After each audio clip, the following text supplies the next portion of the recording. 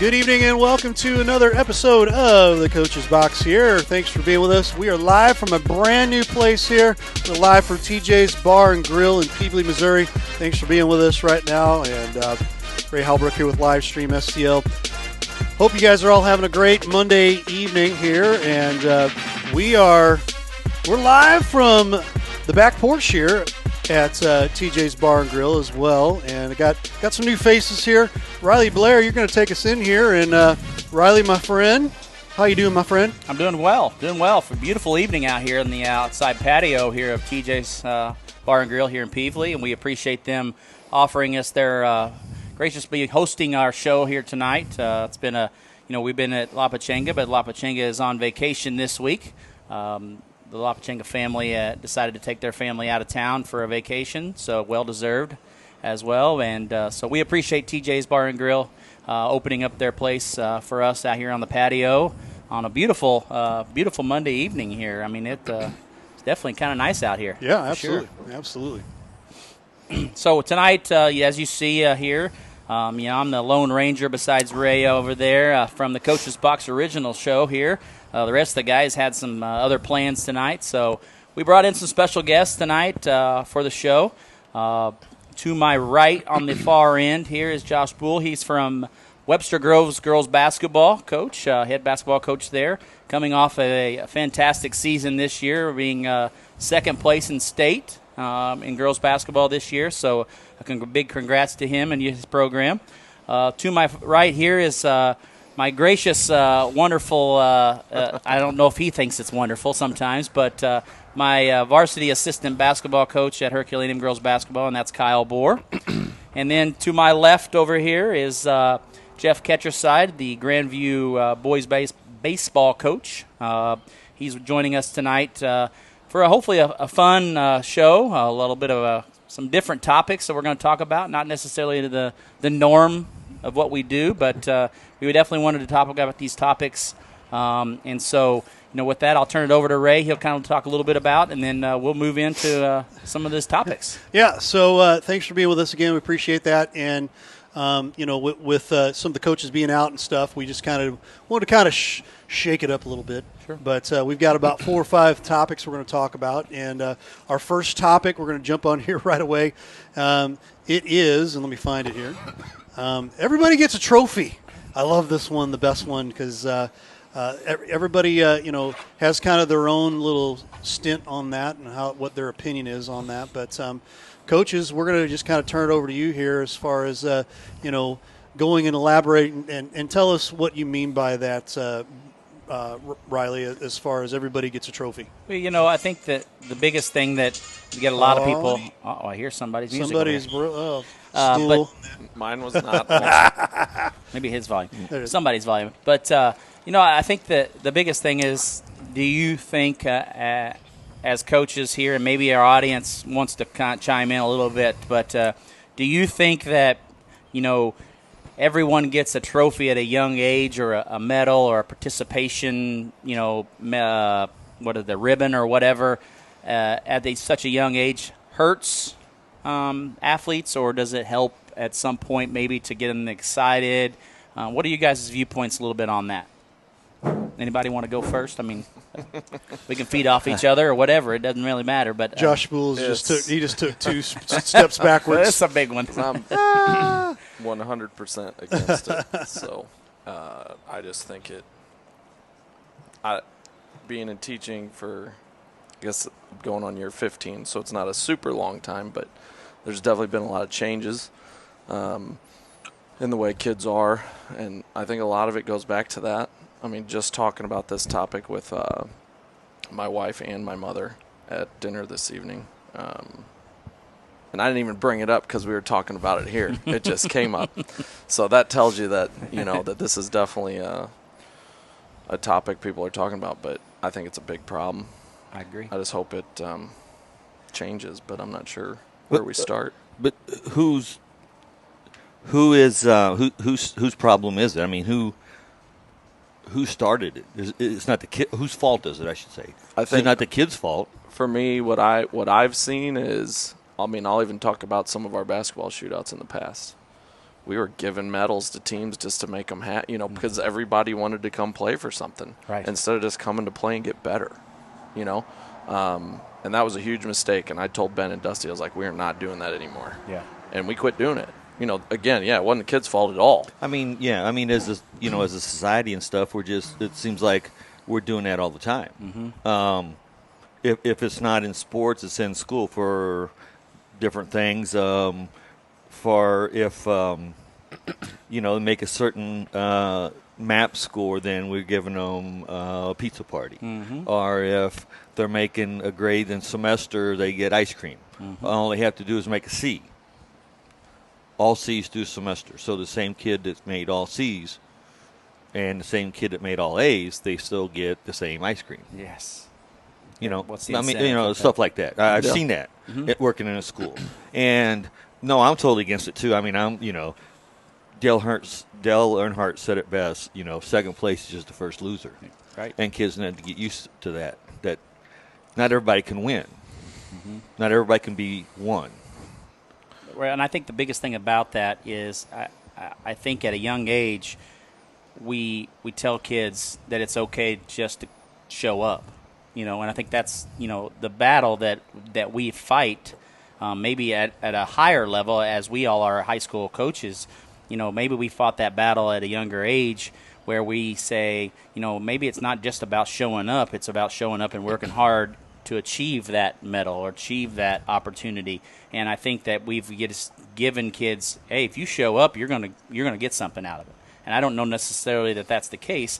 And I think it hurts those kids to show up, just to show up, and they think, well, I'm automatically going to get something once I show up, And I think that's the problem that I think is the biggest problem we have to deal with is they think that showing up makes them better. And I don't know that necessarily is part of the process of what we talk about.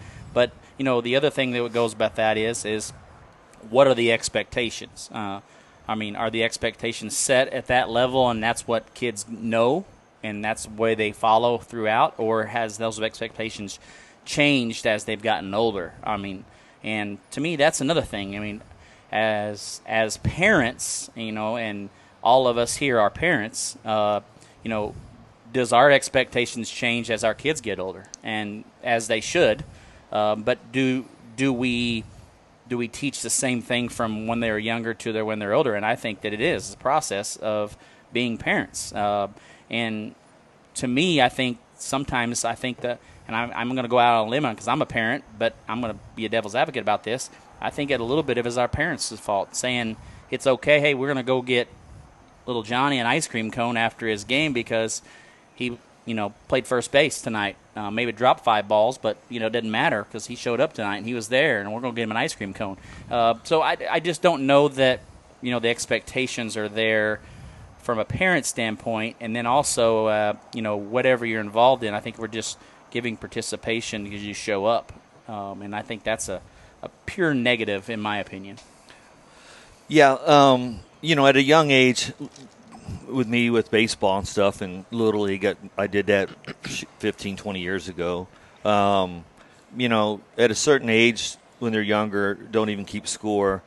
It's hard. That's fine to do that, but then there's parents in the stands that are keeping scores. Sure they are. And they're telling little Johnny what the score was when they went home, and that's not a good thing. But and maybe work more towards stress fundamentals than just the winning and the losing aspect or the playing, and the working hard. If you work hard, then you play more. To get it in at a young age. And that's hard to do because they all want to play, and they all should play at that age. But as the older they get, it's going to be harder and harder and harder to play. And I think that as parents and as coaches, we reward kids for working hard. I think that's the difference between rewarding kids for working hard or rewarding kids for just showing up. And I think that's the expectation that we have to have, and I think that's the culture we got to change. Is it just showing up? Is that what it takes to be successful, or does it take showing up and working hard to be successful? And I think at a young age, I think that's the expectation we have to set from the get-go, and I don't know that happens. I think it's changed a little bit from when we were at that young age. I mean, it was 100%. You got a participation trophy for just showing up every day. I think times have changed a little bit in a sense, but I don't know that necessarily that it's changed to the benefit of the kids. And I think that's where we draw the line. Is I don't think we're benefiting these kids at all by just giving them an opportunity to show up, and that's good enough. I feel like the push, when this was a push, like to give kids something just for being there, is people worried about numbers. Mm-hmm. People worried about kids continuing to participate after losing, and now it's kind of become like we're trying to eliminate losing. Right. Nobody Right. loses. I taught elementary PE, and field day. When I first started, field day was this kid won the race. He got the ribbon or whatever the heck it was. By the time I finished that 5 years later, I was told to give the ribbons to the teacher of that class, and that they would divvy them up. Wow. That's just it keeps happening, and I think back to what Coach said was, who's to blame? I mean, we don't want to blame anybody, but parents calling and complaining. Mm-hmm. Parents, oh, my baby came home upset. Well, sorry, they need to learn that lesson. That lesson's gone right now. Mm-hmm. I mean, look at high school. In a girls' basketball tournament, why are we playing a 7th-place game of an 8-team tournament? That was never a thing, and now it is. Yeah, I agree. Now, have I played in one of those games before? Yes. Was I happy to have the extra game? Yes. Mm-hmm. But did they do that so we'd have an extra game? Or did they do that so maybe somebody was like, well, why do we only get 2? Because somebody complained. That's what I think. Right. I don't think it was about, let's help these teams get better and play an extra game. I don't think that's what it was about. Right. I think it was about, it's got to be equal. Everything's got to be fair. And that's unfortunately not life. No. I told myself I didn't want to say that. Well, it's not life. But here I am saying it. So, I mean, it's just, This frustrates. When you told me this is what we were talking about, I was like, oh, my gosh, I'm going to get mad. I'm going to get frustrated. Because, again, having children, my kids are going to lose. Oh, my. And I'm going to let them lose, and they're going to learn from it. And that's it. Failure. I'm not going to call somebody and complain. I'm a student back here, and I'm just going to ask, what is the benefits in losing?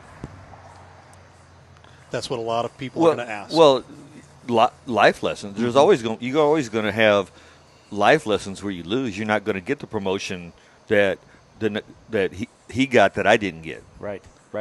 In a company. You're not going to get maybe even the job that you went and interviewed for. The next guy is going to get it because he actually interviewed better than you did. Mm-hmm. And that's fine. I mean, there's always going to be somebody better than the next person in whatever you're at, whether it be sports or intelligence or whatever, So the life lesson is, to me, it should be, and that's when I taught my kids. Of course, my kids are all gone. My youngest one's just turned 21. That you work hard, and you got to overcome what happened. Do you want to change? Do you want to make a change, or do you want to sit there and then you let it happen? To me, that's what it's all about. And I think that's what you're saying too. Is just and also what are you gonna do about it? the life lesson is when you get older and you work hard, the reward is your paycheck on Friday. You get paid. Yeah. Mm-hmm. Mm-hmm. And you go the society thing is, do you work hard to get the paycheck on Friday, or do you sit at home and hopefully somebody else gives you the paycheck? Mm-hmm.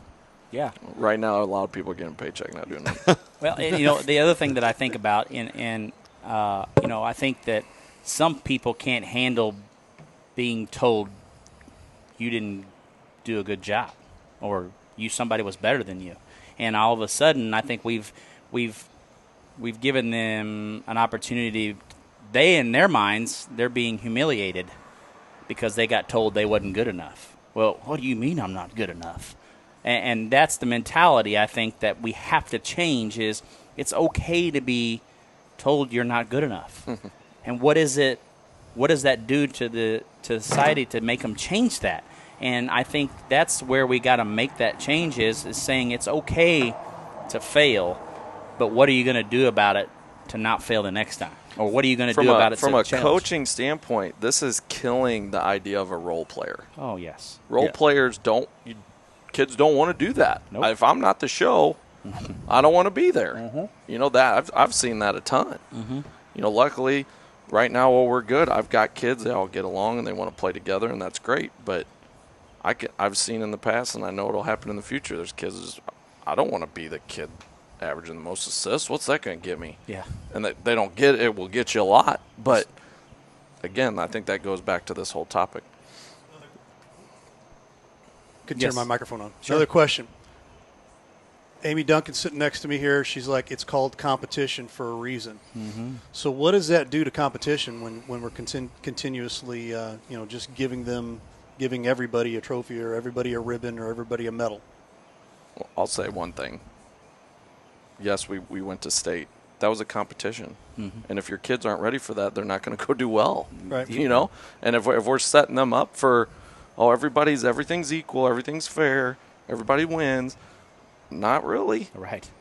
Because you lose, you're done. Yeah. You know that. I mean, it's a smack in the face. And I think it helps little kids feel good. I don't. Well, I'm struggling. I think the biggest thing, and you mentioned the competition, the competitive side of it. I don't know that we, as parents, and I'm going back to this, and I'm putting this all on parents because I'm a parent myself, and all of you guys are.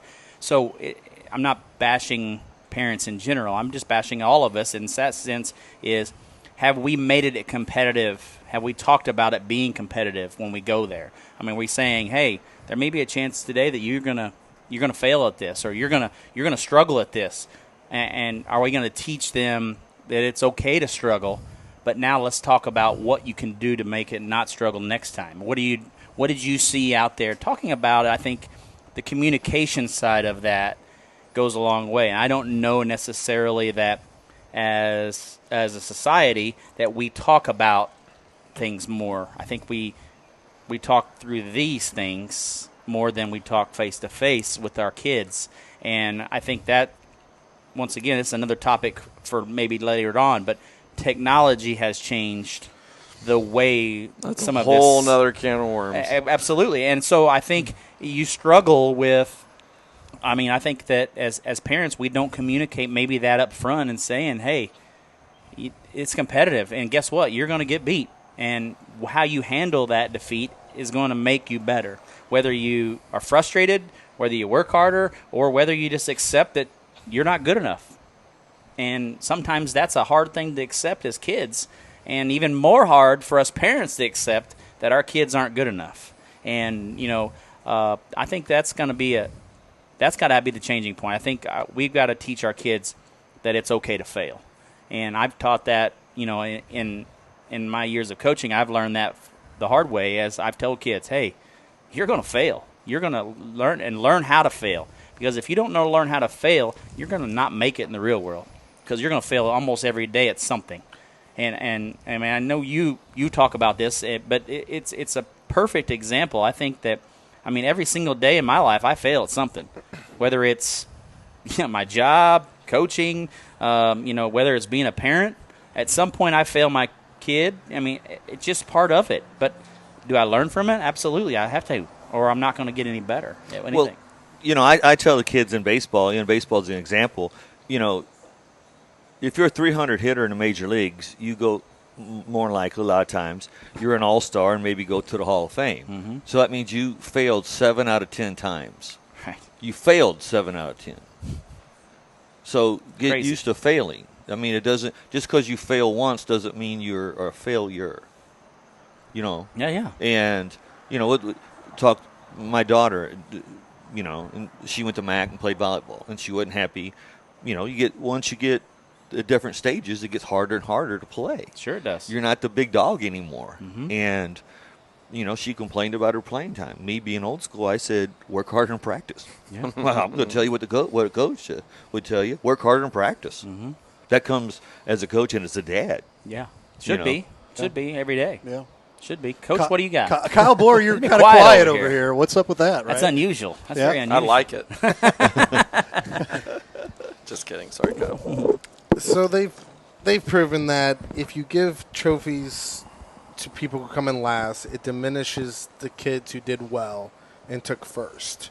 Not only does it do that, it actually hurts the self-esteem of the kids that come in last because the kids know they aren't good. They're not as good as this person, and they don't deserve this. But, hey, here's an award for it, so now there's getting attention to it. But, hey, it's just keep trying kind of thing. So it's poor parenting strategies and poor parenting ideas that have pushed this. Think of it in school. We have kids who are in advanced classes not because they've earned it, but because their parents complain enough that they'll just give it.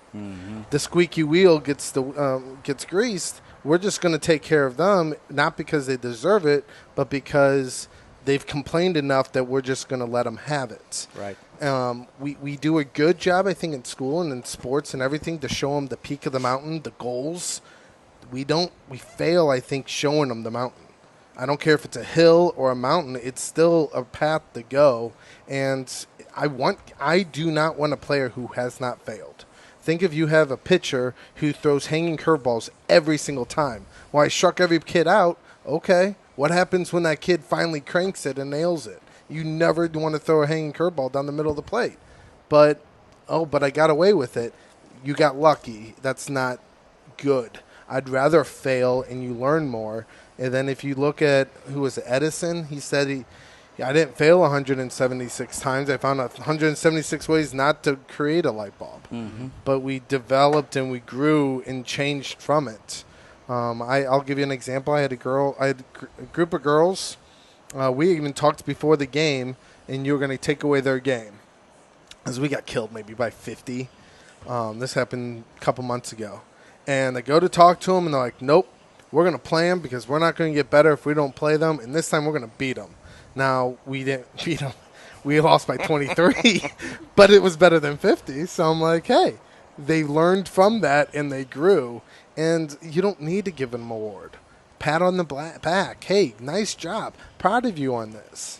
Even with baseball, see the reward. Yeah. I mean, they have to be able to see that reward. And I think as far as coaches or even as parents, you have to see the reward sometimes for it to finally. But then, are you justify. doing it for the award, or are you doing it because you want to? Right. It needs to turn into an internal transient of I want to do well for me, not because I want this trophy. Yeah. It should never be about that trophy. It should be about you. That's the goal, but it's because you want to get there, not because, I have to have that rank. Right. And I think that, one of our listeners and watchers here that they say that they have to learn sometimes along the way that their best isn't always good enough.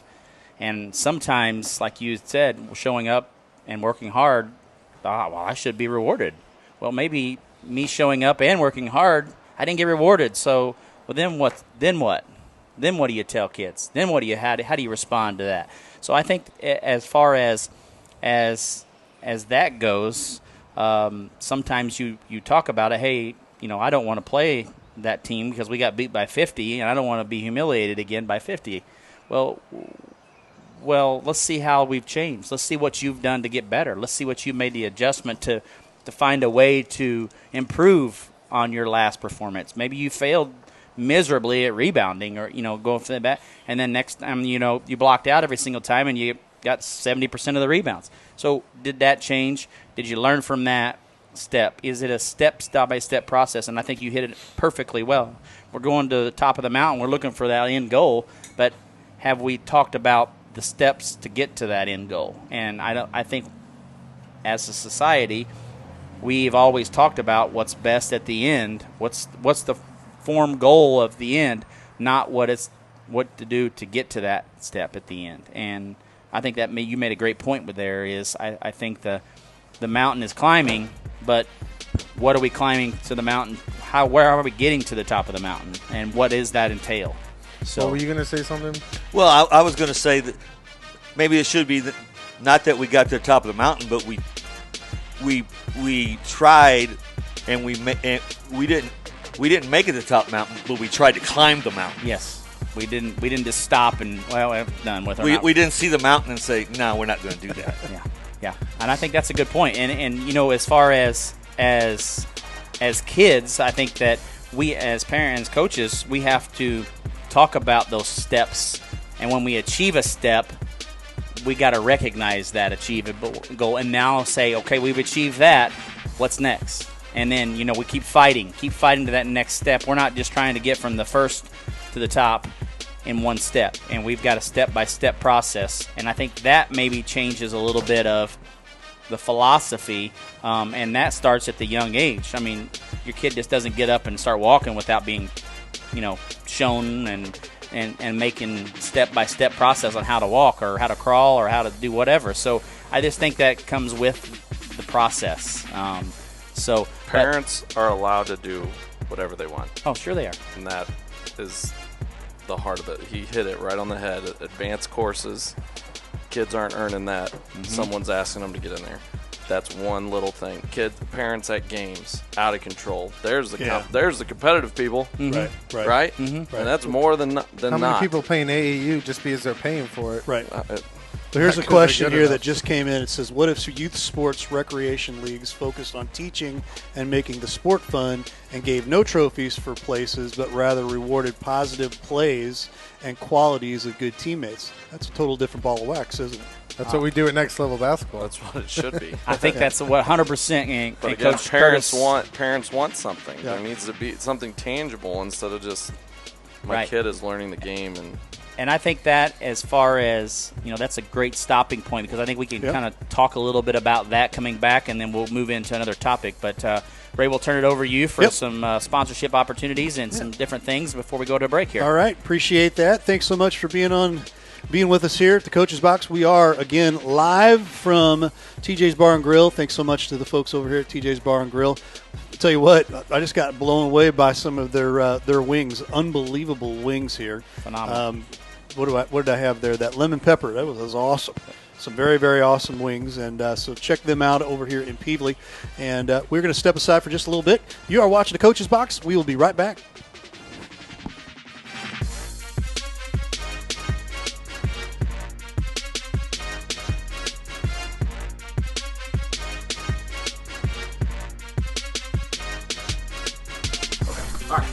Yep.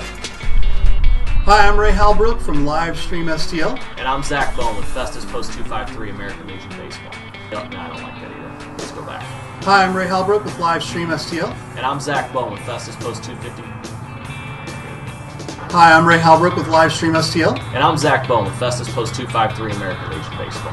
This summer, we're partnering with Livestream STL for a fundraiser that will bring you every game of the 2021 season right here on Livestream STL.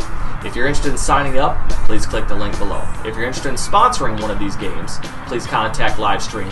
A portion of all proceeds will be donated back to the Festus American Legion Baseball program. We hope to see you out at the ball field and online. Better? Perfect. I like it. I like it a lot.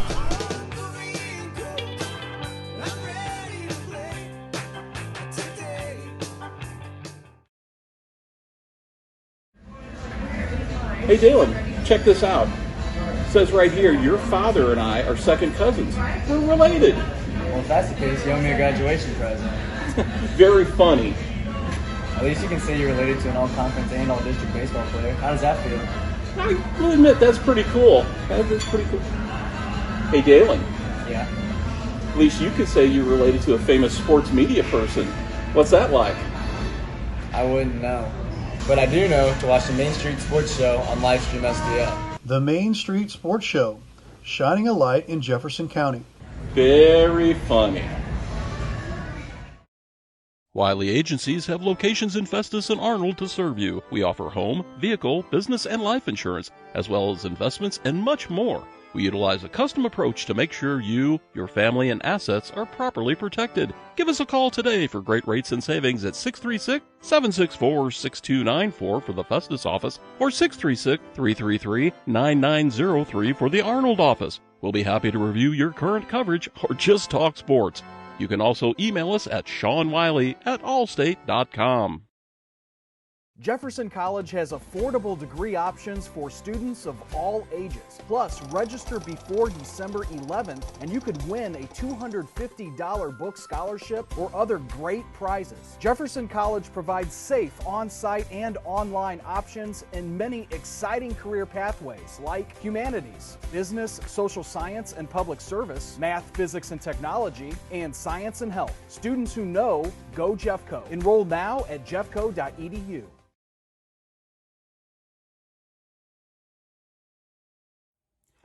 Value. Let's talk about value right now. We here at Livestream STL believe that value is key to keeping our community at a high level. Do us a huge favor today. Talk to your athletic director about the value that Livestream STL brings to your school. Talk to your superintendents as well. Let them know that you want Livestream STL in your schools because we bring high levels of value back to your kids. Thanks again for watching the broadcast. Hi, I'm Lawrence Crodinger with Home by SMCI. Whether it's residential or commercial, we have the right products for you. Global Plasma Solutions will attack your bacteria, mold, viruses, even help dust in your house. They install easily, less than 45 minutes, and it's invaluable for the rest of your life. If you're interested in any of the products that we do offer, give us a call at 636-337-4444 or send us an email at service@homebysmci.com.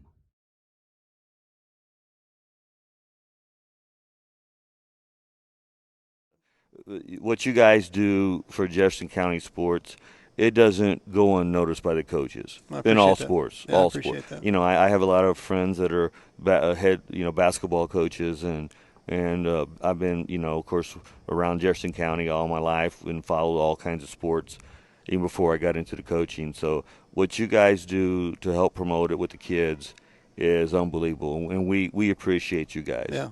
For you guys to take your time and what you do is awesome. Just awesome. Yeah, we try, we work hard, and we think they deserve it. The kids deserve to be able to be seen, and if we can turn out kids in the community to better them, get them in college, and make them a better citizen, that's the key.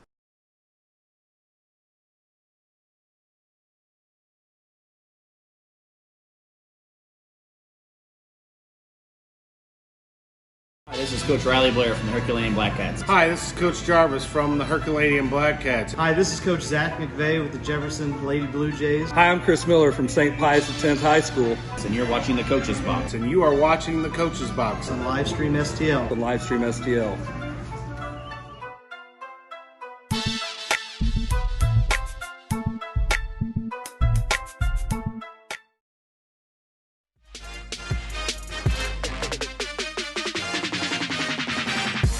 And we are back for round number 2 here of the Coach's Box. Thanks for being with us here on a Monday evening here. And we're going to continue some more topics and some more questions. And we're going to bring it over here to the guys. Open up their microphones very slowly. All right, no pop in there. But it's a great idea. It's a very good idea right there. So we want to go into our next.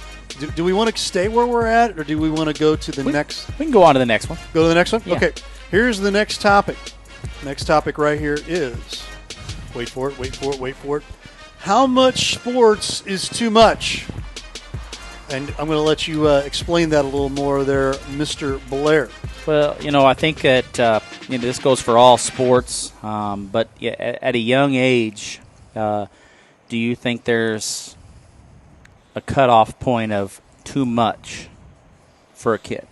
If it's kids doing 3 sports year round, what's too much at what age? And do you think that at an 8-year-old should be playing 35 baseball games, playing in 12 or 14 basketball games in the summer, and then maybe pitching in let's say 75 innings as an 8-year-old? Do you think that is too much on an 8-year-old?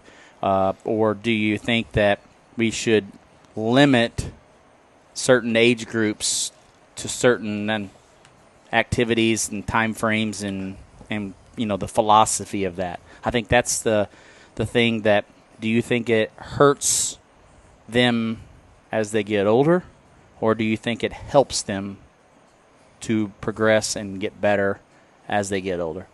Guys, anybody want to step in and see what your thoughts processes are? Or? I mean, when we're talking about an 8-year-old, I have an 8-year-old. Mm-hmm. Not particularly into sports right now, so that hurts my heart, but that's okay. There's but still you're time. not. But you're not pushing it on him, right? No, not no. pushing it on him, which is the only one important. pushed is golf.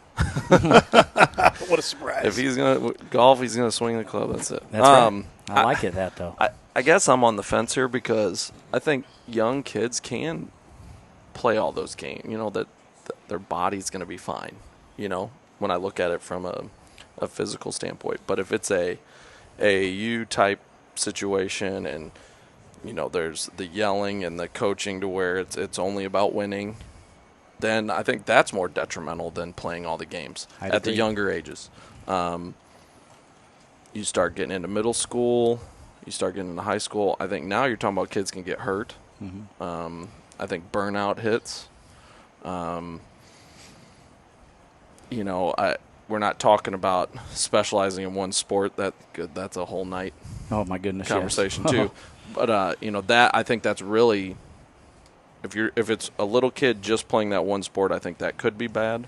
Yes. But if they're playing multiple things, I think I'm leaning towards saying it's okay, unless it's that super over competitive.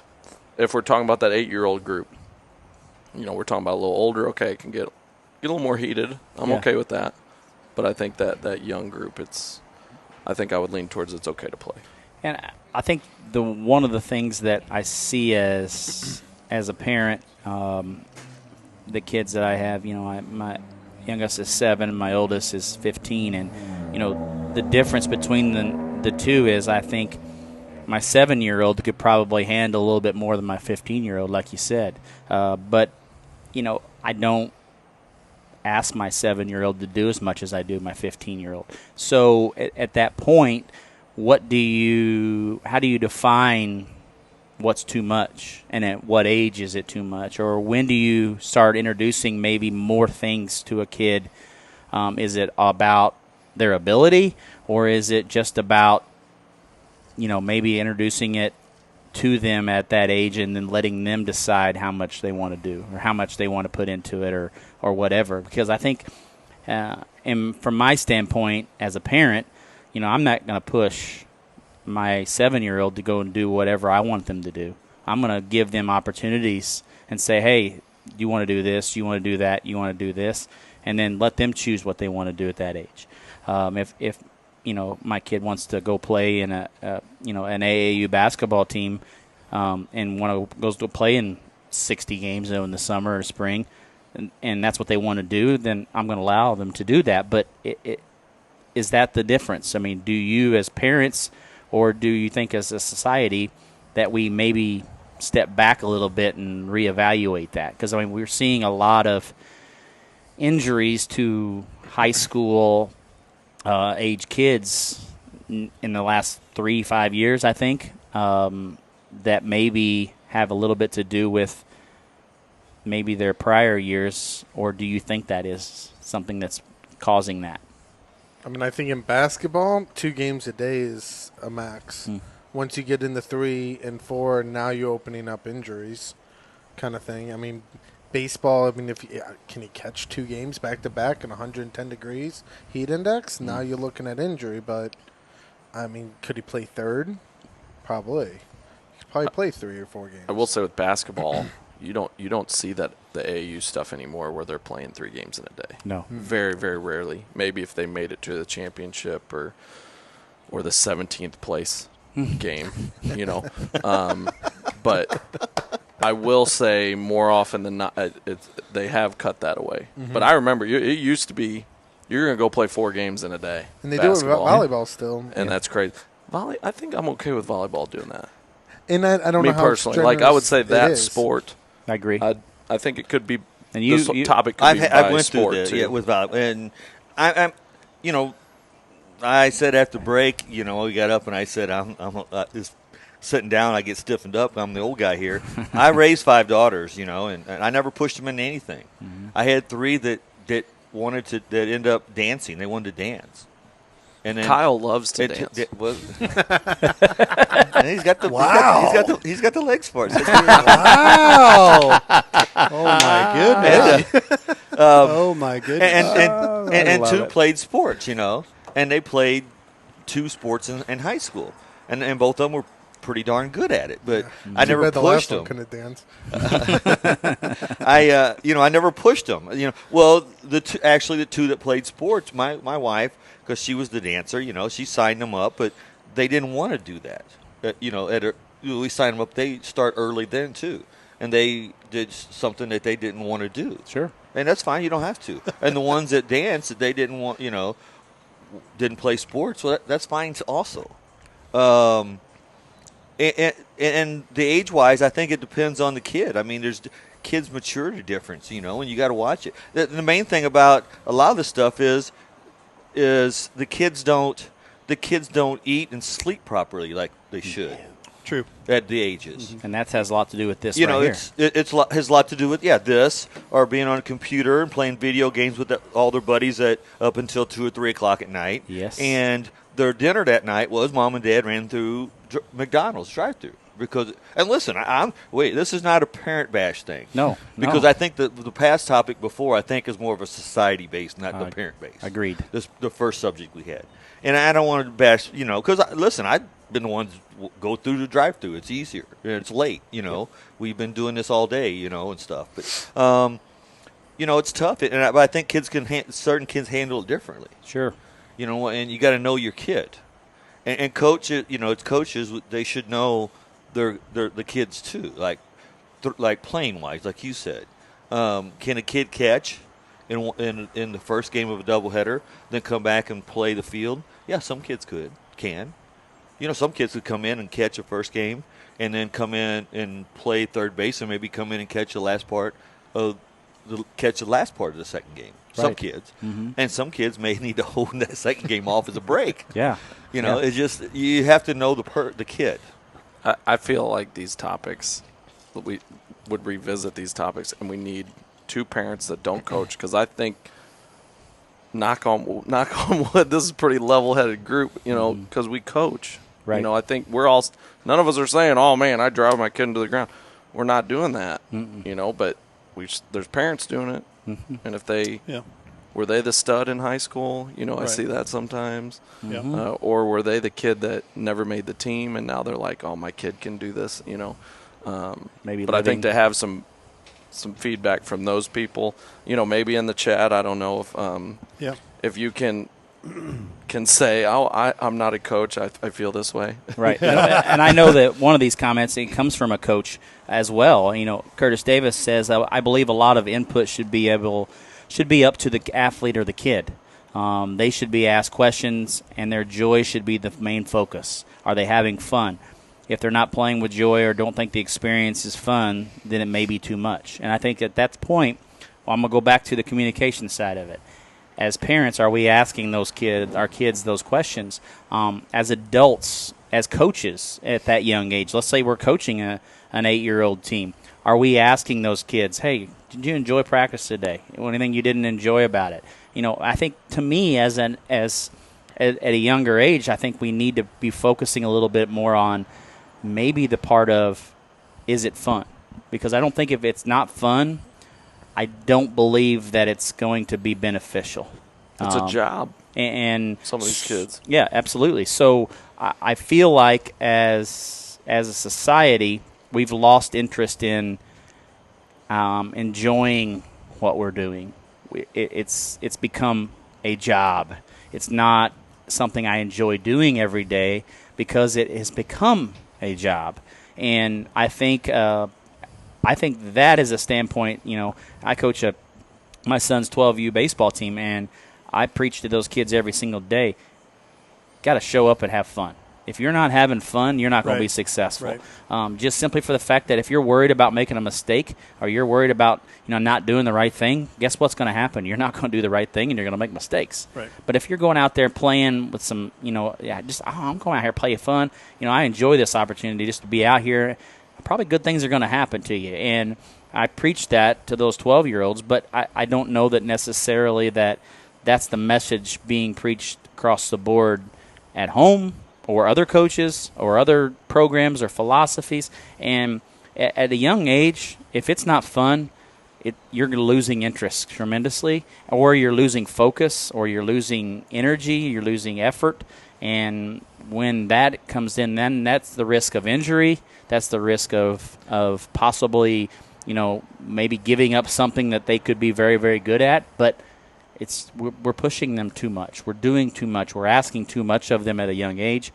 Where does that stop? Where does that need to make the change at? And I think that's the question that as parents and as coaches, we need to be communicating that more. Right. But if you stop when it stops being fun, you've already missed it. No, agreed. You have to stop it, because how many kids, I want to play another game. Mm-hmm. Yeah, I want to play that other game. I want to play that other game. Well, then all of a sudden, 2-3 years later, it's like, I'm kind of done playing.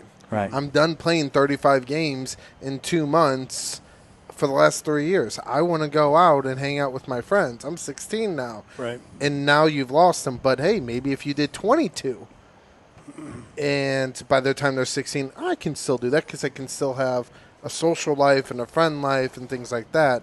Some kids, like you said, it's up to the different kids. Some kids will still do and drive those. I mean, you see the gymnastics girls. I mean, they're in the true Olympians. They're in the gym probably 14 hours a day going through stuff. I mean, your dance idols things are all day long. Mm-hmm. Volleyball tournaments are all weekend longs every single time. So it's up to those kids. But if you stop when they're not having any more fun, to me, you've already lost. I agree. You need to stop it before then, when it's still enjoyable, that they're willing to come back to it. Yeah. So I've got a couple of things here. Something that was just posted by my esteemed colleague, co-producer here, Amy, earlier here. I think their hunger for the sport is more at a younger age than as when they get older. A lot of truth to that. So I'm a father of 3 boys, and I have 3 completely different kids. Mm-hmm. My oldest is 22 now, 23. He's was probably of the 3 the most natural athlete. Okay, and I would probably say if I put all 3 of my kids to ask, they'd probably say, yeah, my oldest Caleb was probably the most athletic. Second most athletic might be Curtis, but my youngest is 11. He played 7 years, 5, 6, 7 years of floor hockey with me. It was floor hockey. We played a little baseball, played a little bit of that. But my oldest was absolutely the no doubt about it was the athlete. Okay, the middle son had to work at everything. The youngest one had a lot of fun and lost interest. Mm-hmm. So I got 3 completely different situations here. I agree with what Amy said, because coaching in this floor hockey league, I've probably had 2 kids that were on this team that were absolute 100% natural athletes. They're going on. It didn't matter what they played. They played baseball. They played everything, it seemed like, and they were really good at it. Okay. So one of the kids goes off, and he's playing baseball now, and he's playing like select teams, and he's doing a great job. And I mean, this kid's young. He's catcher. He's a pitcher. He can do everything. He's an absolute stud. Okay. Other kid, most amazing natural ability too, knows it and just has a blast doing it. He's one of those kids that's just like, dude, you get PO'd because he's so naturally talented. Okay. And so you've got those kids. Now I've got another kid on the same team. Did not show much spunk. Didn't show a whole lot. Like, oh yeah, I'm kind of getting it and everything. Leaves my team, goes and starts playing ice hockey. Okay, and now he's absolutely lighting it up. So I don't think there's a right answer necessarily. No, there isn't. But I think the most important part about that is being able to kind of have that instant discernment, if you will. Kind of put your finger on that kid and say, this is what's probably going to happen with that kid. And I know you guys as coaches especially probably seen that turnstile of different kids that come in where you're going to say, yeah, that kid doesn't look like he's going to do much. And then you turn around 5 years from now and that kid's lighting it up. You know, it's just weird how that happens, isn't it? Yeah, it is. You know, and we're talking about asking from parents. Mm-hmm. So you got a parent. If it's not fun when they're younger, they're not going to want to continue playing. True. I think that's a key factor there. You know, what another parent says. So as a parent, I allow my daughter to set her pace. If she feels like she can handle it, then I support her. When she says the extra practices or games are too much, then we stop it. You know, I think that's a standpoint of, you know, you allow that kid to express themselves. Right. And you don't just say, hey, we're going to go play 4 basketball games today, or we're going to go play in 3 baseball games today, and you're going to do it. Right. We're going to ask those kids, hey, you know, if there's any point that you don't want to continue doing this much, let me know. Mm-hmm. You know, the other thing is that same parent said we balance sports with friend time. Yes, there are games on weekends, but we can still fit in sleepovers, movie nights, swimming, bowling, whatever it takes. We have to split that time up. And I think that is the big standpoint of is you're not just focusing those kids on just playing, play, and don't have time for just be a kid. And just go out and do the kids stuff or do the family stuff or, you know, hey, let's go out with maybe, you know what, they got 3 other siblings and those 3 other siblings don't do any sports, but every Saturday they're at the baseball fields watching you play. At some point, you got to go out and do some things that they want to do, and so you got to sacrifice sometimes for one or the other or whatever. And I think to me, you know, that's another thing that I think causes kids not to want to do it is you know, they have other siblings that do other things, and they're never being able to be a sibling to those other ones and go to experience and watch them do other things. And I think that sometimes is a really difficult thing to address at that point. You know, and I don't know what you guys think. I mean, you had kids that did multiple things. Did you ever stop and say, hey, let's go watch your sister play, or let's go watch that sister do this, dance, or whatever? Well, yeah, because we always had stuff going on. We was always running. I mean, we was always going places, whether it be volleyball games, basketball, dance recitals, you know, or dance practices, or basketball practice, or volleyball practice. And, you know, and we let the kids, you know, the kids' personality and determine what they really wanted to do sometimes. Right. You know, and a lot of things here is genetics kind of lets the kids determine what they're going to do too. That's a true statement. You know. Very true. My 2 ones that were good in volleyball and basketball, well, one was 6'1" and one was 6 foot. I mean, and my oldest daughter, who was a very good dancer, make 5'6" if she's standing on her toes. You know. So it's a little different, you know. Sure. Even though she played sports, she played middle school sports, but then when she got in high school, she went strictly to dance. And you know, I had another one who danced outside of school, played sports inside of school, and then she played even in high school the first couple of years because she wanted to be with her friends. But then when she got to be where she's going to be on varsity, and we knew that, and she realized, we talked to the coach, and she realized that she probably wouldn't have much playing time. She'd be on a team, but she'd just be with her friends. Right. If she wanted to play. Well, she made the decision herself. Well, I think I'll just go get a job and work and make some money. That's fine. Go do that. I mean, if you want to do that. Yeah. And as parents, we got to let them kind of make their own decision and kind of determine their pathway a lot of times. And I think that goes to point to it is if we're not allowing them to make decisions, and then those decisions may end up in failure, do they learn from it? And do we get something out of that? So sometimes I think we're afraid to tell our kids, yeah, go ahead and do that. Because as parents, we know what the outcome's probably going to be, but it's okay to allow them to fail. And I think sometimes as parents, we don't want to ever see our kids fail because we feel like we're a failure to them by letting them do that. You know, and I had a really good conversation with one of my basketball parents about this same thing. You know, they kept asking me, why are you telling my kid it's okay to fail?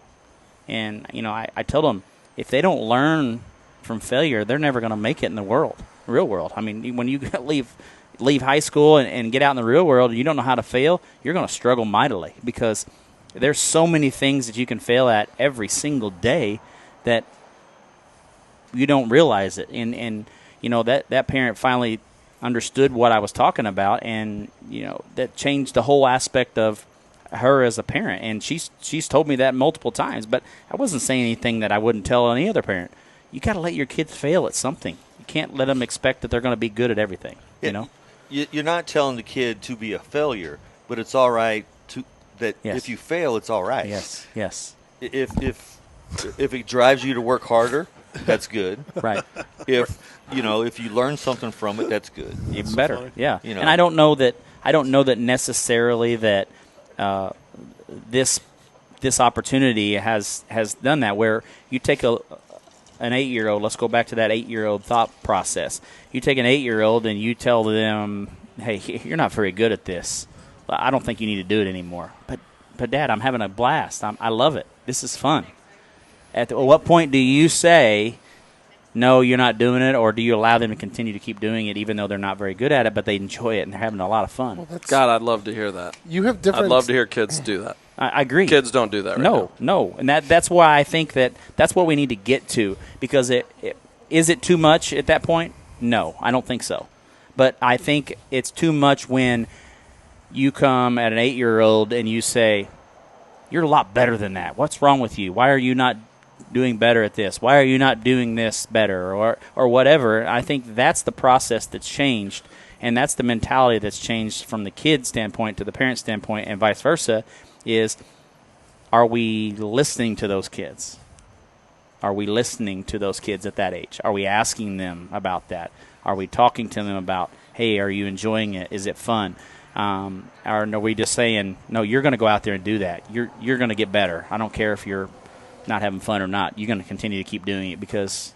And I think that's a fine line, because at 8 years old, they may not be very good, but they could end up being pretty good. Agreed. 100%. So it's tough. Yes. It's tough. Yes. It's really tough. It's hard to tell what somebody's going to be at 8 years old. No, it's 100% hard. They could grow a lot, and would make a big difference on the growth spurt, on how they are, or the coordination wise. Of how they get when they get to be older. But if you're pressuring them at that age, and you're not asking them, "Hey, are you enjoying this?" At what point is it fair to the kid? If they're not having fun, what point is it for them to march out there and do that every day in and day out if they're not enjoying it? Well, and I think that's the opposite. I think, like, when I was growing up, if I wasn't having fun, guess what? I was not talking about it. Yeah. Where kids now are going to tell you. Oh, yeah. Kids are just going to say, "I don't want to do this anymore." Mm-hmm. Where before, like, I just had to keep doing it. I didn't really like baseball. I played it, no offense. But I played it growing up. Played it a lot. Mm-hmm. And I just kept doing it, Where now I think kids are like, I'm not doing it. I know my 8-year-old, hey, I don't want to do basketball, and it breaks my heart. Mm-hmm. And I do a little push. Hey, what about now? And I have some people in my family that suggest making him do it because he is at a young age, right? He doesn't know. It's tough. It's really tough. I will go off of that, and I'll see from my personal experience. Okay, I have a stepdaughter that was phenomenal at one sport, was really, really good at it, but she just didn't have fun. And she came to me and said, "Hey, I don't want to do it anymore." I had to swallow my pride, and I thought she was phenomenal at it, and she would have been really, really good at it, but she wasn't enjoying it, and she didn't want to do it anymore. So I had to swallow my pride and say, "All right, then you don't have to do it anymore. After the season's over, you don't have to go back and do it." And she said, "I want to try something different. I want to go do another sport." At what point did I say, "No, you're continuing with this"? I thought it, and I wanted to say it, but you got to let those kids make those choices and learn from them. And she may go and do this other sport and not be very good at it, or not like it and not want to go back, and they may want to go back, and that's okay. But I think me allowing her to do this, I think, will be an eye-opener for her in a standpoint. And I think that's something that we don't do a lot of. We don't allow those kids to make those decisions and then fall back on it. What did you learn from it? What did you get out of that? Did you learn from it, get better at it? Said it. So, oh yeah, you're 100% right. So, no, role player, it's not a thing. I agree. I'm only have a 2-year-old, but my kid, and I feel like looking at things now, it's all these coaches and programs and select stuff, everybody's trying to grab these kids because it's a money grab. I want this kid. I need this because I need money. Oh, just play. You're just going to be all. I hate volleyball. The only thing that irritates me right now with volleyball is, at least in Jefferson County, they think that they're just a volleyball athlete at 12 years old. It's like, you haven't even played anything. Like, go dance, go something. Volleyball is one of the worst. And so my kid, and I grew up in the city where there was a bunch of Catholic schools and CYC was still booming, but my kid's going to go play soccer. I'm going to make him play in a basketball league, in a baseball league. My family's hockey players, so he's going to go play hockey.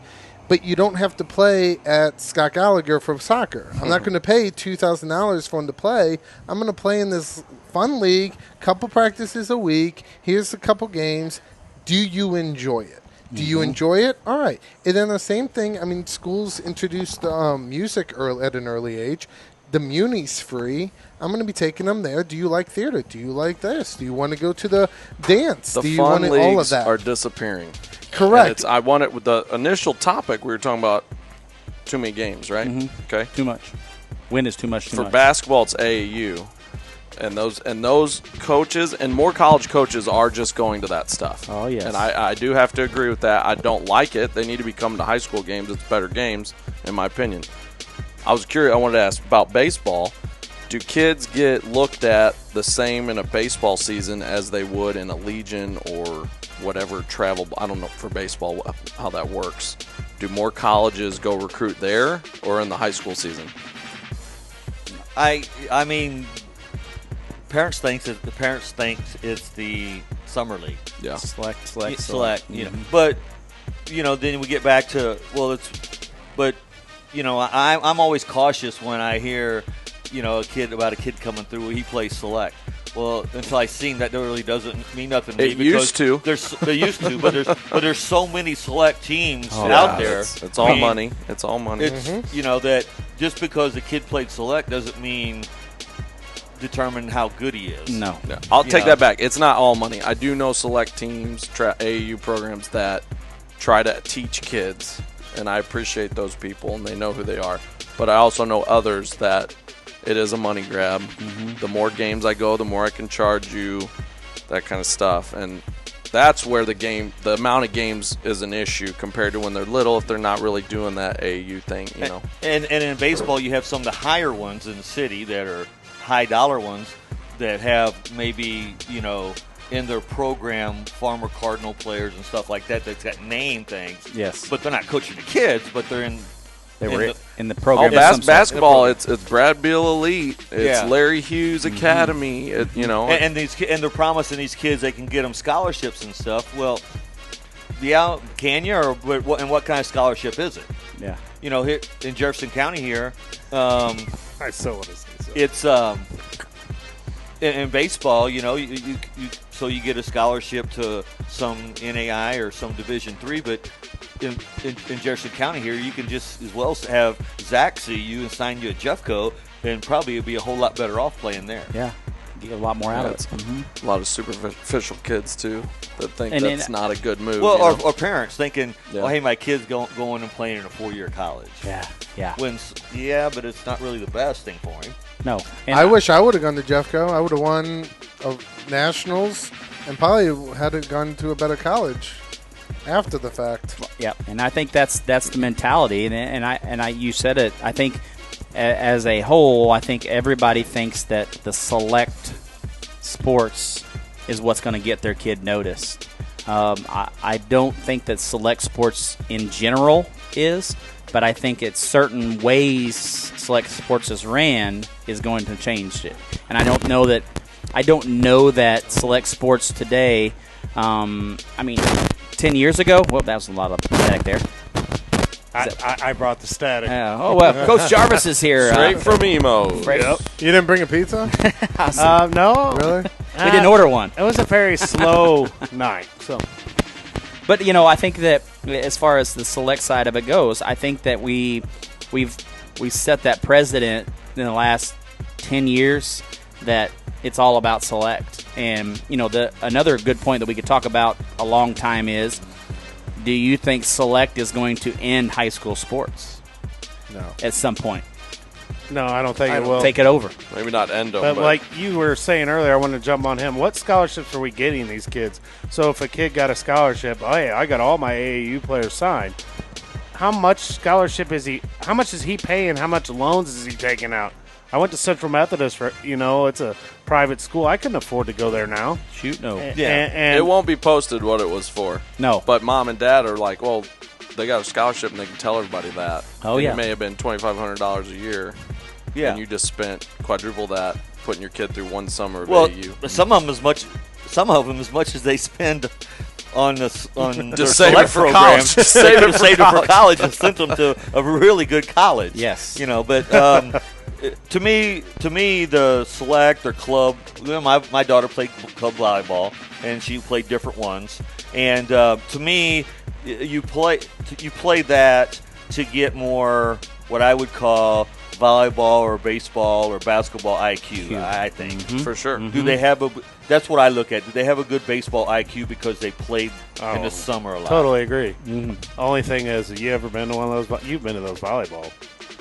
Gosh, that's the worst. Going to a AAU volleyball tournament that starts at 6 or 8 in the morning and ain't over till 8 at night. Well, it's long. That's the worst thing. I've been to Orlando to the Nationals, and no offense to volleyball, but that was pretty fun. Well, sure, yeah. When they played well, ESPN. yeah, that's a little different. Yeah. But it's. But I've been to the ones where you've been in a place where you're in a small gym and you're sitting up against the wall eating snacks too. Kind of. Well, and you've lost 3 in a row, but then you still get to play down in this bracket, and then you lose a couple more and play more. I'm like, does this ever end? The Brown division. Yes. The Brown division. There you go. All right, guys. Well, let's turn it over to Ray here for a break. We'll come back and finish our last segment here and a couple of little topics that we'll talk a little bit about, and then we'll close the show out. So, Ray, it's over to you for a commercial break. Appreciate it. And you are watching the Coach's Box. We're going to take a quick break. We'll be right back.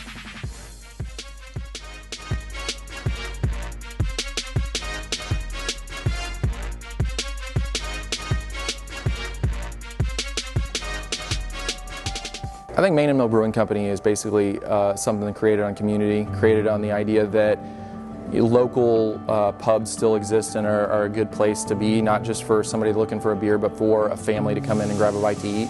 I think the original business model that we had was making sure that we are a family hub. We're in the middle of still redoing our Barrel Works building, putting beers in cans, being able to do more kegs. We're beginning the planning elements of a new tap room with potentially some food elements and everything along that lines that kind of expands the idea of Main and Mill into something maybe a little bit different, a little bit more in a new location. All of that's been created by the love and support that we've gotten from around the community. It's something we're proud of. I think the community's proud of it, and hopefully we can continue to make the community proud with an expansion that we've got going in the works now.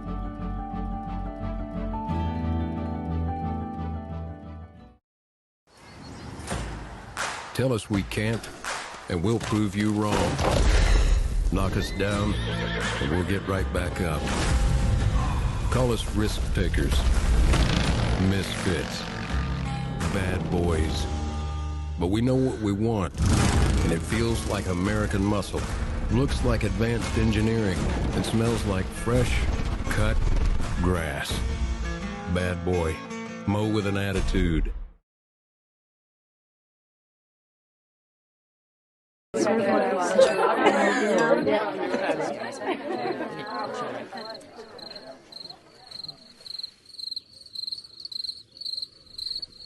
Imagine an HVAC as unnoticeable as the air itself. Sounds pretty good, huh? The new Daikin Fit. Air intelligence.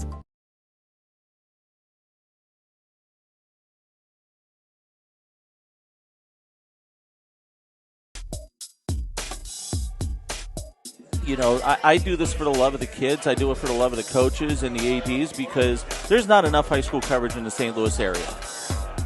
There's just not. Once again, I get to keep my relationships with guys like you and a lot of the other great coaches and administrators and former athletes, and that's one of the cool things that we're going to do here too. Is I've been fortunate covering some great great coaches and great kids, but the Caravan is. I wasn't letting it die, and sure enough, we're here now, and the reboot is in full effect.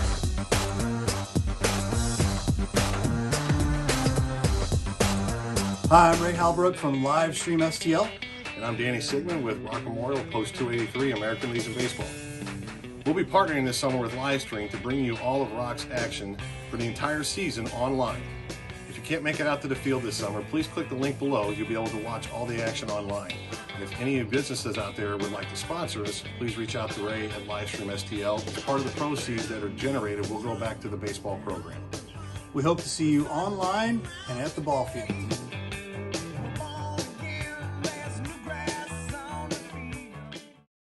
We hope you're enjoying tonight's presentation.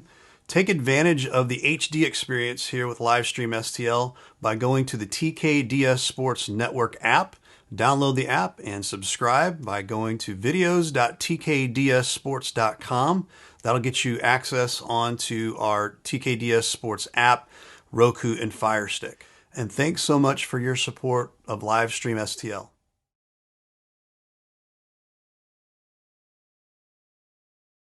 This Livestream STL has been a huge asset for Jefferson County sports, in my opinion. I mean, getting these athletes the camaraderie that they're out there and people can see them. I mean, to be honest with you, I got a call from a coach yesterday about one of my athletes that said that they saw some of her games on Livestream STL. Awesome. So, I mean, that right there instilled to me that this is important.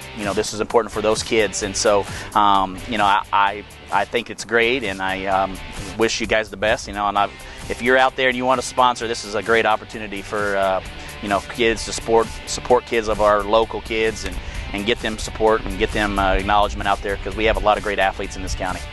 We appreciate that. And at the end of the day, our mission is much the same as your missions, coaches, to help shine a light on these kids and get them exposure and get their name out there and help them. And if they can advance, they're better off, we're better off as a community, and that's why we're here.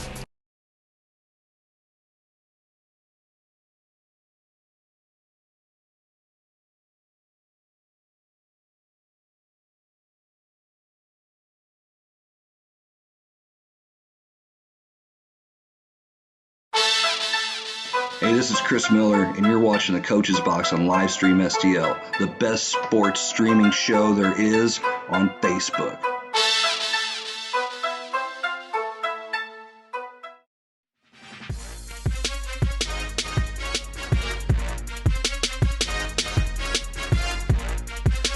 And we are back for our final segment here. No trivia tonight, and all of the trivia players are saying boo. Darn, I'm pretty good at trivia too. I'd like to take on Miller. The trophy's still sitting on my counter at my house. Gosh, Lordy. Well, I knew we weren't having it, so I didn't. Well, I'm leaving. Me and Kyle, we're out. I was promised we would have a trophy. Well, all of us should have get one. The trophy. Right. Where's my ribbon? Oh, you saw. I put on there everyone wants an ice cream. I thought you were going to bring the ice cream. My when we showed attendance up. ribbon. Oh, here, everybody gets an attendance water. That's what it was. I pulled a McVay. Brought to you by TJ's. And kept the trophy. I pulled a McVay, and every time he wins, he has a trophy for 2 or 3, 4 days. He does. Oh, he really does. Who's McVay? Who is that guy? Who is McVay? I know, who is that? Where is McVay? I saw some Where Miller is commercial. McVay? He's like, where's Miller? Waldo? Where's Miller? Miller Lite is a sponsor? No, he's like It's Miller Heavy. Miller Heavy. School, this is a family show. And Miller's terrible anyway. Oh, wow. You say that he's not here. Well, I know what talking about. Miller? I've heard Miller. Every time I get on and watch, Miller's always on his phone. Oh, man. You almost made me use my sound effects, but I can't use that right now. Wait, he's Why not not? here. I guess. No. I was always told if you're not here, then you're free game to get railed. That's on. right. For sure. That's Well, right. I could tell you some stories about him being my assistant coach. So. Go for it. Hey, all right. Segment 3. We figured out the segment. Segment we figured 3. it out. Chris Miller. Miller go. time. It's Miller time. It's Miller time. Yeah. Go, Here we go. baby. That's a good There it idea is. for a segment for Yeah. him. I'm waiting for him Miller to start time. commenting on Right. here. Or something. Oh no, he's not. He's probably not watching. He's on the farm. He had some. So did we choose which direction we're going Yeah, with we're this gonna go with last the one? second one you did. Okay, so here it is. Here is our final segment, and we're going to talk about Oh, he's no got college graphics. requirements for the NBA or the NFL. Meaning, Do you think that there should be the kids should be able to be eligible for the NFL or the NBA right out of high school? gotcha. Do All you right. think that that's This is such a terrible thing? And then I know we've talked about it, but now that college athletes are going to be allowed to be paid, does that change the philosophy of a high school kid having an opportunity to be paid as a college kid, and maybe not going to the NFL or the NBA because they're being paid as a college student athlete? When Does we that were change? when we were talking about which topic to do, I didn't think about this part, but what I hate is even if, let's say, okay, every kid has to get an associate's degree. Mm-hmm. Okay, tell me there aren't colleges that won't just push it for them. Oh yeah, because that's real easy to give. Oh, yeah. They Totally. did that. Look, they got their associates in nothing. Mhm. General studies Yes. or. So that kind of throws a wrench in all my ideas that I had when you were like, which topic should we talk about? And I go, man, they'll just give it to them anyways. It's true. So did we choose the wrong subject for you? Ray, I will talk about anything. Well, the other topic that we talked about, where we wanted to talk about, was, do you think that technology has changed high school sports? Oh, do you think yes. that that's something that would be more beneficial to talk about as a whole, or do you think that, maybe Well, I won't the even- kids going to college was more important than just being able to come out of high school and go into the NBA or the That's affected all age groups, dude. I've watched my nephew down at the Twin City Little League. These kids can't even throw a baseball. Mm-hmm. I mean, there's kids out there that no one has went outside with them and thrown a baseball. Yep. Because they're down there, and I'm like, oh my gosh. I mean, I don't remember being like that. Most of the kids when I was that age came in, they could throw, they could catch. they could Maybe use I'm a glove. confused on the topic. Are we talking about kids being on tech and causing them to not That's what- participate? that Or are was- we talking about Technology. things like huddle and That's what I- technology that that's helps what I thought sports? it was. Yeah, that's what that's I what thought it I don't was. know what we're talking about. I think either Ray? one of them we can go with that. I don't think it was a defining Because question. you're 100% right.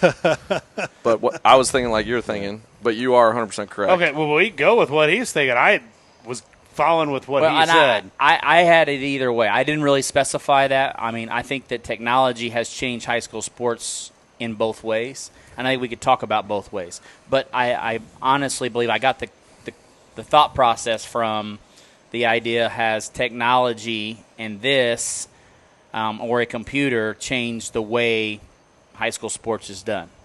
Has it changed the philosophy of high school sports?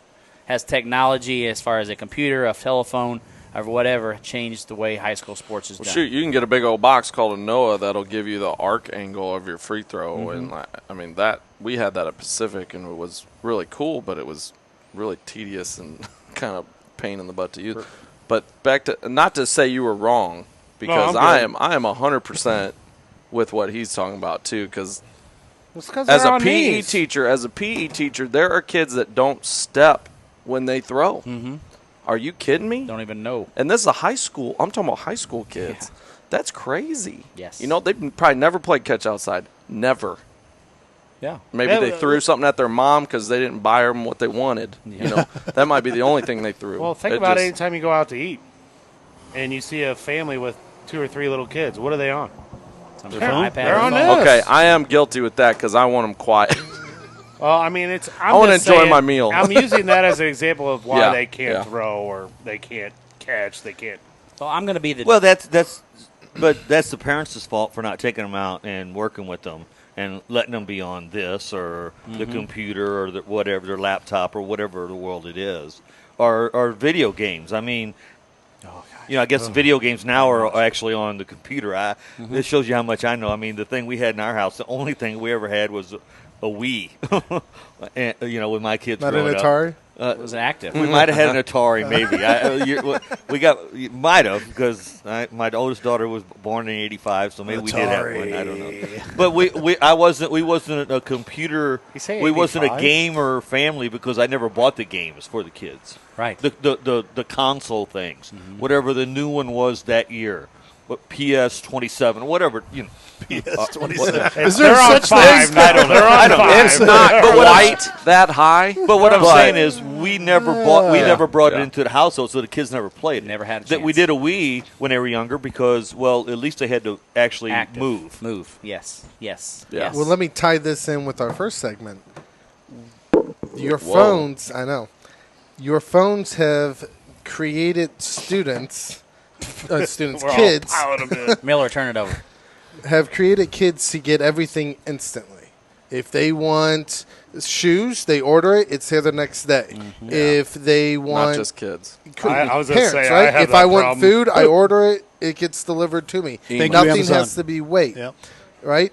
And then even on games, they don't play the Zeldas anymore. They want stuff that they can level up quickly. You remember blowing in the cartridge? Yes.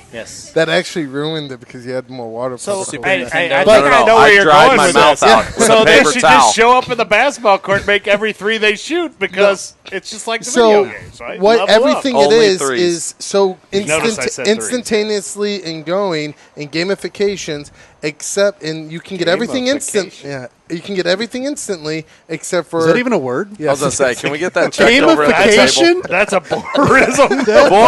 Bor's been doing awesome. It is euphemisms. It's a word. It's like with the tokens. Hey, he it's went with to the Pius, tokens. so anyway, go ahead. Because I cared about my education. He went to Pius? Because he cared about his education. I was Did you hear cared that? about his education. There you go, Miller. There's your plug. Wow. There's your plug. Wow. But what I was going You're with not is that is a word. I know. In the dictionary, it is a word. Oh, I'm looking it up right now. Okay. Gamification. Here it is. Wait, did you look it up Just on your in case phone? you're wondering, I did look it up on my phone. Gamification. Amy Duncan pulls it up.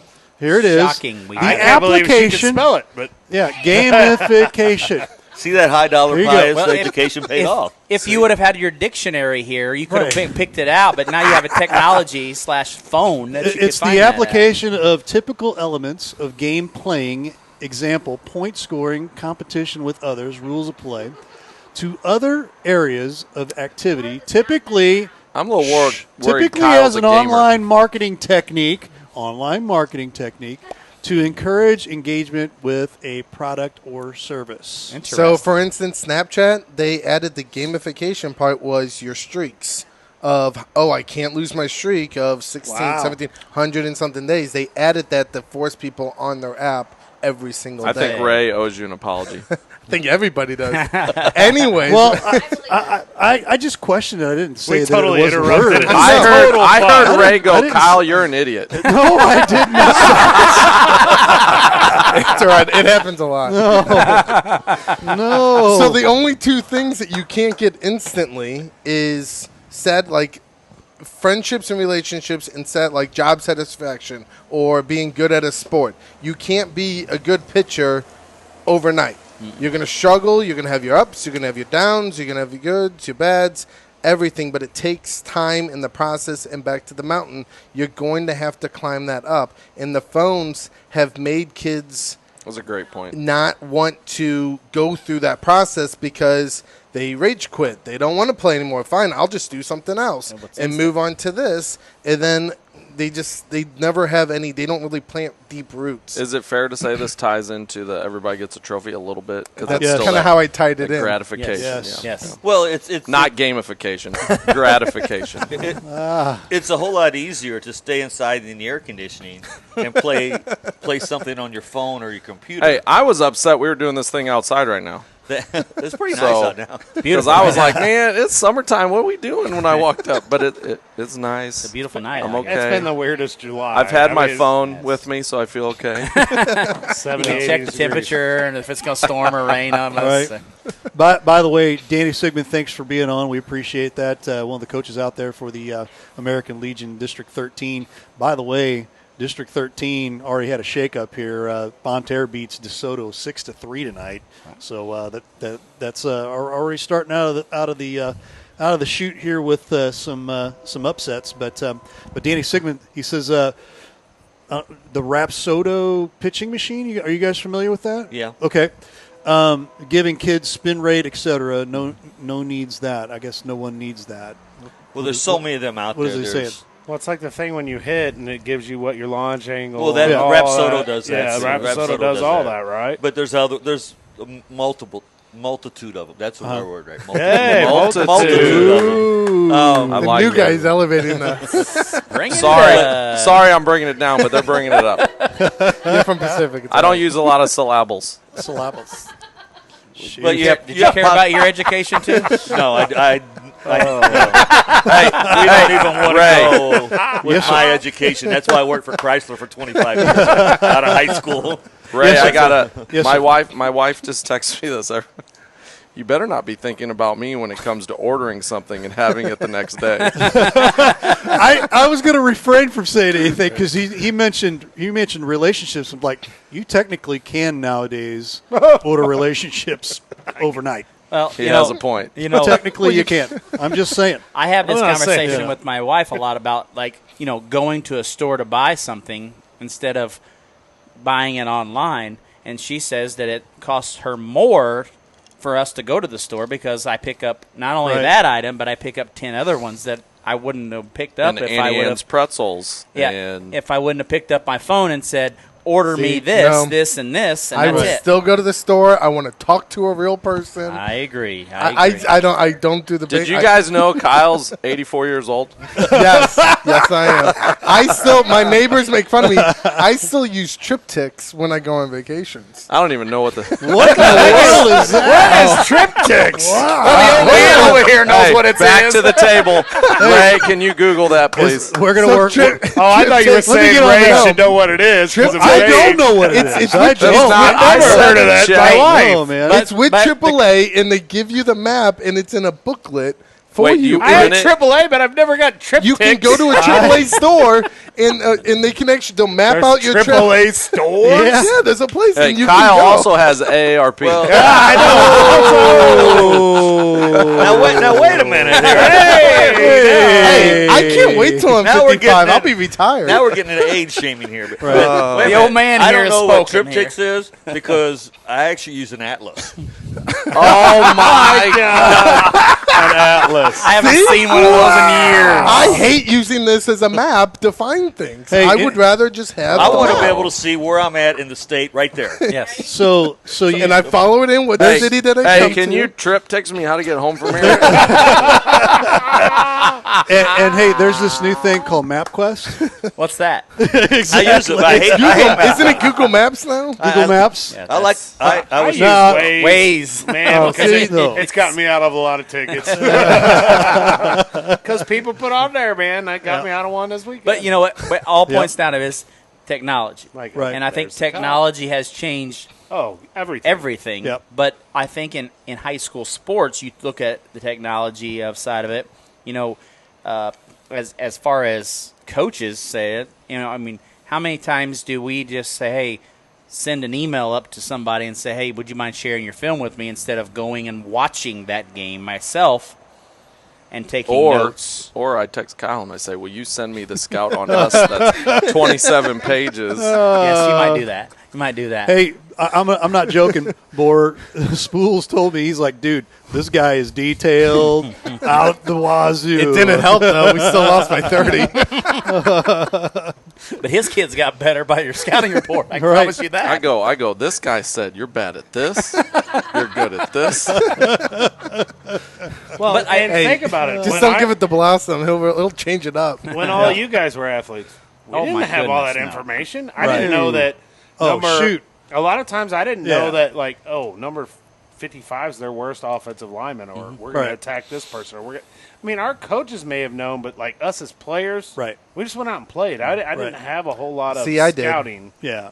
I would go on STL today and know who the top 3 assists were, who the top scores were. I graduated in 94. I was 06. So, okay. Oh, my God. STL today stats didn't start till what? 1999, I think.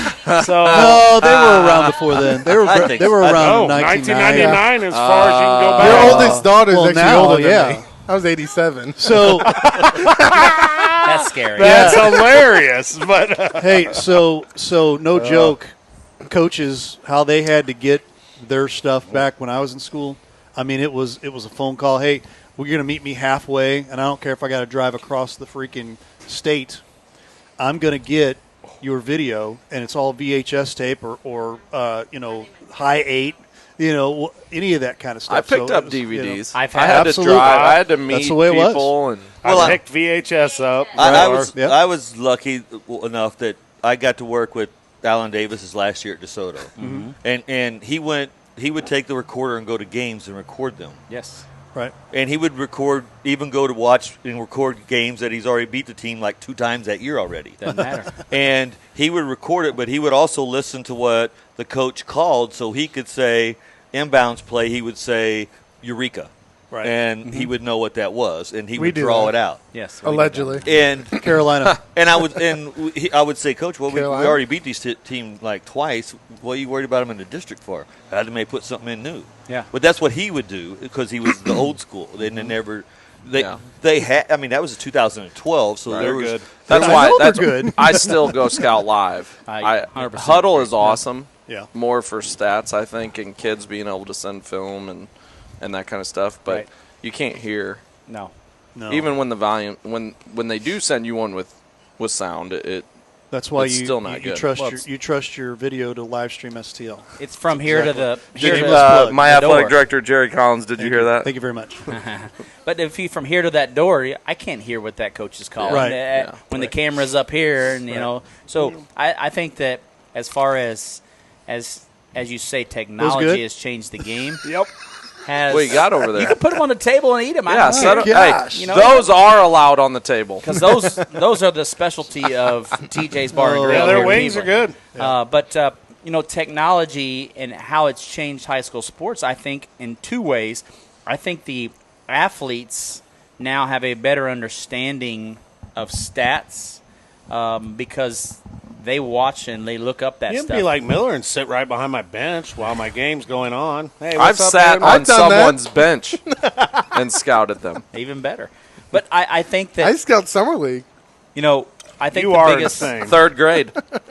He's done. Yeah. The biggest thing about it is I think that kids now keep track of those things and look up stats and are, because of technology, they've been able to do that and not rely on what your coach is saying. They go above and beyond and try to figure that out. Does that ever hit a negative, though? Well, that's what I was getting ready to go to. Yeah, because it does. Because I, as a coach, said, hey, you got to watch this kid.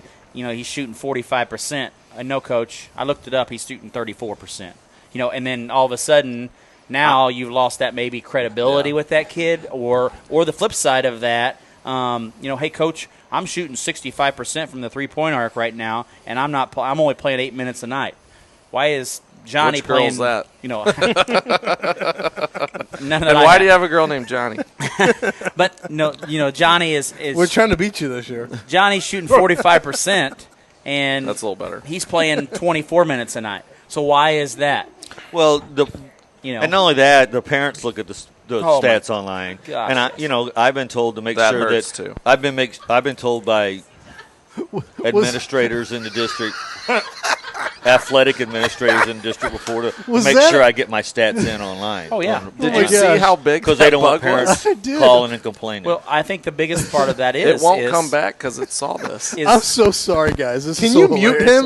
We're having a real conversation. You're the one that jumped out of your chair because a June bug this big hit you in the chest. Hey, All I know is, and I apologize, that Outdoor. totally cut in this. Hey, Outdoors. We're outside. Mothra just attacked There was the a table. moth the size of a freaking monster that just swung by Josh Spool. I didn't even see it. His cat-like reflexes and his cat-like karate skills. I give that took to care of my that. 2-year-old Grayson. He gives me a lot of that. My apologies. Karate chop. But I think, when you look at as far as that goes, when I think a lot of times, we're so far behind because if you go 2 days without putting your stats in, somebody's complaining.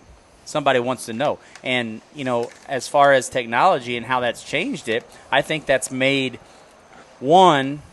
kids worry about stats more. Yeah. Mm-hmm. And not worried about just playing the game and understanding And I'd say the their wrong role. stats. Well, and then we go back to that role play. Role player. Those stats don't matter. We've taken away the role player in every sport. In general. I mean, you talk about a kid that's on base percentage is 900, but their batting average is 185, but they're finding a way to get on the base. And so, is that important? Is that just as important as a guy that's batting 500? But, not to kids. Well, I had one. He led off for me. Yeah, he can run the bases really well. He didn't hit a whole lot. I mean, he hit, but he got hit. He walked. He found ways to get on base. Absolutely, and he ran the bases really well. Mm-hmm. And he led off for me the whole year, and he was really good at it. Yeah. And so but as a coach, you got to try to tell them. The kids coming up, the stories. I can hear Jarvis this can eating. happen. I'm sorry, Coach. Coach, I apologize, but he's distracted. When the wing went in, and I could hear the. But the stat keeper, the stat parent, the stat Parents. kid, right. either the stat administration. I mean, I'm going to go all about it. I mean, everybody is looking at numbers. But see, everybody's I looking think at we what need to stats do a will better say. job as a coaching staff to teach the kids what numbers to look at. Well, I don't care if a girl's averaging 20 points a Need to game. start younger. If she's averaging, her shooting percentage is 12. Mm-hmm. That means you're shooting way too much, and your efficiency is actually low. Right. And you're actually hurting our team than helping it. Or- You're just shooting that much more than everybody else, so that's why you have that many. Or she scored 20 a game, but the person that she's guarding scored 34. Correct. Maybe be like hockey would have plus minus here. Well, amen. That's the only stat I give my kids. Well, is plus minus. Yeah. Ray, And- I know there's one coach in Jefferson County always has his stats in pretty much. That's true. That's Almost true. the day so of the game. it's so funny that you were saying, well, a couple of days go by and everybody's after you. And I raised my hand. I'm like, I want your stats. that would be him. Please give me your stats. And the reason why is what? My stats are always What's the reason why? What's the reason why? Well, it's better. Well, because you want to publicize these kids, and it's hard to do that Exactly. if their stats aren't in. And Hey, as a Franklin parent, County- I've seen that. Right. Franklin County, there were coaches that thought that strategically hurt them. So they did not put fouls. Yet. They did Right. not put certain stats. Right. I'll give you all their names. I'll write them down and put it on a big old board. And you want to know who they are? They're folks that care about nothing. In all honesty, they think they're protecting their kid. They're actually hurting the organization more than anything else. I knew Ray was going to get fired up on Don't the get me stats. fired up on it. I'm going McVay- to give that karate chop. McVay's always 7 girls, only had one turnover all There year. it is. See? I karate chopped it right over to you. But I think it boils back down to winning. Right. We're focused on winning. Right. Compared to focused Do you on think the ones that withhold that think they're going to win every week or every time? Well, I don't think so. I Well, they're trying to. I think they're trying to. I've always felt I think it's cheating. I got to put them in there because Right. I want everybody to know what my kids are doing. Right. Absolutely. Right. And I think for the most, this county does a really good job most of the time. Yes. You know? I agree. But if you go there's south- counties Hey, south, list you're of not gonna things get it. this county does well. Put in stats. Put in List stats. is done. Right. That's okay. Nothing wrong Hey, with that. get his butt back up there across the Merrimack. Hey. We got to wrap up here, I'm guys. just kidding. We do. We got to Hey, wrap but up here. Ray, Go before ahead. we go Yeah. here, I want to thank these guys for coming on tonight. You know, a great show. I appreciate you guys coming on, and you know, we did this last minute kind of thing, but with adding you guys on here this afternoon. But I think it was a great show. I think a lot of people got a lot of information out of this show, maybe that just want to be informational. I think sometimes we get into tunnel vision as far as the Coach's Box goes about talking about certain things every week. Right. But I think some of these topics, some kids, some parents, some coaches, anybody probably needs to hear or wants to talk about, but never gets a chance to and express it. So I thought tonight was a good opportunity for the community, the viewers, the people that have watched our show. I mean, you saw a bunch of questions here, a bunch of topics, a bunch of comments, probably on tonight's show that were than normal as far as viewership and opportunity to buy in. So, guys, I appreciate you guys coming on. You'd love to have you guys more often. Yeah. I think this is something that we want to start moving forward with a little bit more, is having other viewpoints, necessarily just ours. The Miller spot or the McVay spot? Both. I'd like my face on there twice. My gosh. The back of my head and the front of my head, if that's okay. Oh, boy. Oh, boy. Hey, with what Riley said, I appreciate everything you guys do. I watch all the time, and people are still You learning comment about sometimes too. I give Jarvis a little trouble because I like it isn't just me. Hey, he's the fourth leg. Miller's not here. Right. We can't talk about the anchor. Oh, my God. I just I want man. to say this. As much as I could sit here and just complain or argue this, I love coaching. I appreciate parents. I appreciate administration. I appreciate everybody. Without all that, we couldn't do what we're doing. Agreed. Yeah, sure. I think we all would like it to maybe get a little better, move in a better direction. Well, Did John Clark get on? He's not the principal no more, but I still, hey, Dr. Clark, I still love you. I'd like to say this. John Simpson? Had a situation this year that proves that kids will surprise you in how they react in time of emergency. You definitely did. And, I mean, I don't want to get into it, but I guess everybody knows it goes out there or whatever. But the whole thing wasn't about me. It was about how well the kids performed and as a team in that situation. And that was unbelievable. And there was no as training bad as for we that. want to talk about how kids are nowadays, there's also there so can many be times. darn really good. good ones. They can be darn good. You know what? And there was no training in that point. No, there was there was nothing to train them to. No, we've never to worked on that in situation. practice. No. Why can't we just want them all to be good? But I don't get it. Why can't we do that? I love what he's saying here, because I read the article in the Leader this week about your situation. He was had a tragic accident that at practice. Got hit by a baseball and basically put him to his legs. And the kid's reaction, the kid's quick reaction, probably saved him. I mean, as much as you want to say that, out of the blood, it wasn't you never that know. bad. I mean, it wasn't. But you never know. The way they coordinated everything, it was like, it was like as a team, and it was something that it wasn't like a coordination of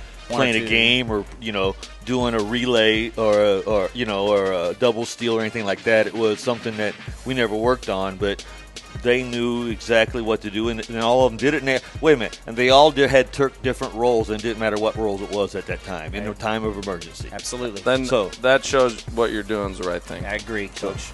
Yeah, kudos to you. That's pretty cool. Well, it's not me. It's the kids. I don't, But I didn't do nothing. So You're did something guiding them in stupid the and got right hurt. direction. But hey, you'll probably get a raise. You'll probably get a raise. No, I don't get that. When we do something good, we get a raise. Oh. We don't use the R word in coaching. Never. Well, you didn't do. You lost. You're the first loser. You can't beat Incarnate Word. Man. Hey, the basketball academy is tough to beat. Josh what was that Herky score again? By the way, if you guys ever want me back and Kyle's here, I'm not coming. But once again, Ray, we'll turn it over to you. But guys, thank you for coming out was tonight. Fun. Appreciate it. And, the biggest thing I want to say is thank you to TJ's Bar and Grill here in Peevely for graciously allowing us today. I mean, last minute. I just want you to shut up so I can eat my wings, man. Come on, let's go. You can eat them all night. Hey, let's thank Jarvis for showing up and having some wings. Fashionably late, but we got it There here. it is. There it is. So thank you again to TJ's here. And their wings are dynamite. Come here and have some. Yes. Appreciate it, and thanks for their hospitality. Unbelievable. And I'll tell you this right now. Oh, there she is. There's my backup there, my backup producer, Amy Duncan. Thanks for being with us, too. And, guys, real quick at the very, very end here, I had some folks pop on here. And Danny Sigmund, yes, I do want your starting lineup, even though the game's probably going to be later this season, or this week, I should say. Yes, I want your starting lineup now. So, we're sticklers on it. But you know what? We want to bring a good product. That's the reason why we do what we do. But thanks, guys, for being on here, and we appreciate it. Thanks for watching Coach's Box. Somebody's telling me something. One more thing. Last comment. Oh, who do I got to turn on? Go ahead. The last comment that I want to mention out there is, Michelle Gebhardt says that you get credit, not raises, and I think that's a very important thing. Yep. And as a lot of coaches sometimes, a lot of people think that coaching is all about money. Right. But at the end of the day, we try to do the right thing for kids, and credit goes a long way. Right. Compared to that money. I mean, the hours we none spend, of us are doing this for money. Shoot, no, we wouldn't be doing it if we us. So, and I didn't mean it. I didn't mean it that way, commenter. No, I appreciate you guys. I appreciate parents and viewerships reading that. There it is. There it is. Thank you. All right. Thank you, Michelle. All right. Thanks so much again for being on the Coach's Box and watching the Coach's Box today. Thanks, Amy Duncan. She's been great to help train here right now, to be our backup producer, and we'll be back here next week again. The rest of this week will be check out our Facebook page. We've got the schedule going on right now. But thanks again for watching us. Ray Halberg, others at Livestream STL. Have a great day.